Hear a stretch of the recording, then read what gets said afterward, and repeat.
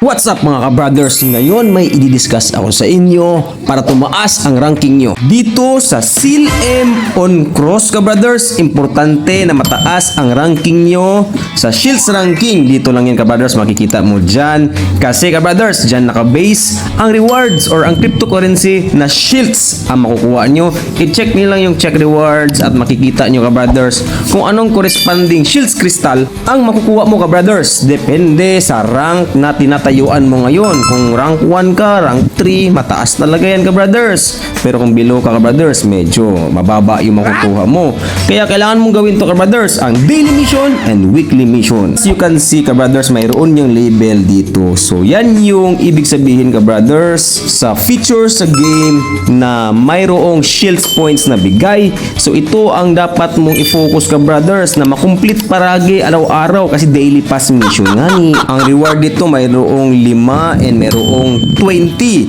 So basically ka-brothers, madali lang yung mga mission dito sa daily pass missions. Mag-sell ka lang ng items, mag-hunt ng vials, mabilis lang patayin yan ka-brothers. Mayroon ding use dungeon, mag-clear ka lang ka-brothers, mabilis lang to. And sa season pass mission naman medyo mas mahirap, kailangan mo mag-field boss, mag-catch ng fish, currency collection, and many others ka-brothers na mahirap. Ito ka-brothers, reach level 110, hindi talaga yan madali. Pero pag makomplete mo yan ka-brothers, marami kang shields points na makukuha.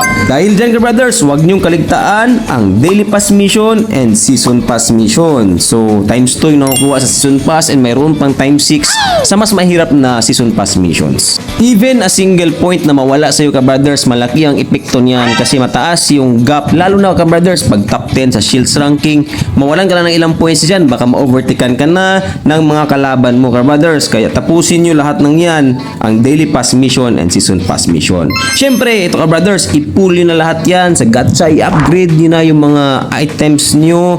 Kailangan nyo maging malakas para ka-brothers, mabilis kayo pumatay ng mobs, mabilis kayo mag-damage sa mga field bosses, and if magawa mo yan ka-brothers, for sure, magtatap ka talaga sa rankings. Yan ang goal natin dito ka-brothers, mag-top sa shields ranking para ka-brothers, masungkit natin ang mga shields crystal na pinapamigay nila ka-brothers sa mga rankers dito sa shields ranking. So yun lang ka-brothers, sana may natutunan kayo ka-brothers, at pag may mga tanong kayo, comments or reaction, comment lang kayo sa baba. And if may gusto kayong ipagawa sa akin na video regarding Seal M on Cross, comment down below ka-brothers. And I'll see you in the next video.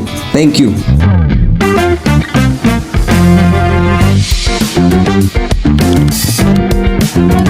Don't forget to like and subscribe to Brothers TV.